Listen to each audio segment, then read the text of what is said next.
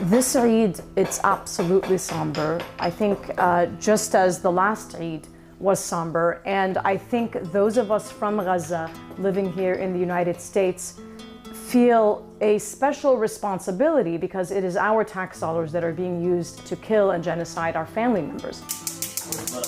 It's the final Friday of Ramadan, and Laila El Haddad, a Palestinian American from Gaza, is racing against time to prepare dishes native to her homeland.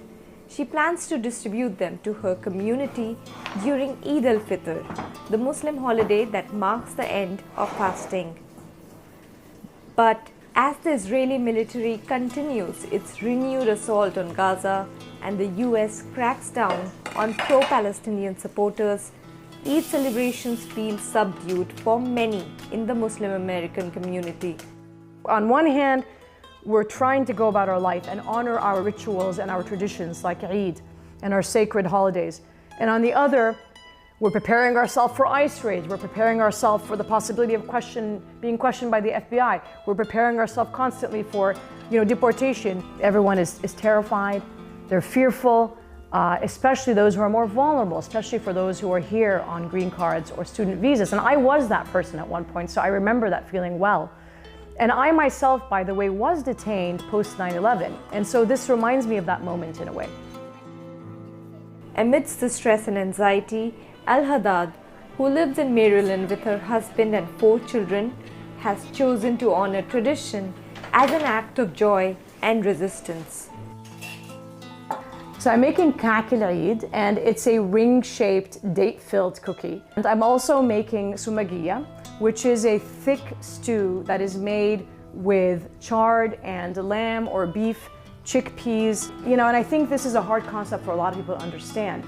Why would you partake in something that is supposed to be joyous at a time that is so incredibly dark and painful?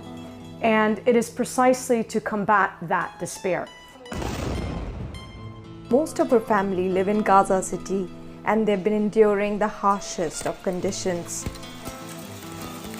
Since the war began 17 months ago, more than 50,000 people have lost their lives, including some of her relatives. Very early on in the war, in November of 2023, I had an aunt and 3 adult cousins and my cousin's wife who were killed in an Israeli airstrike in Gaza City. And it was absolutely devastating. As the relentless bombing continues in Gaza, El Haddad has found some solace in preserving the culinary heritage of her homeland and passing it on to the next generation. When I help my mom with the dishes from Gaza, I feel more connected with Gaza, and I feel like I want to visit it.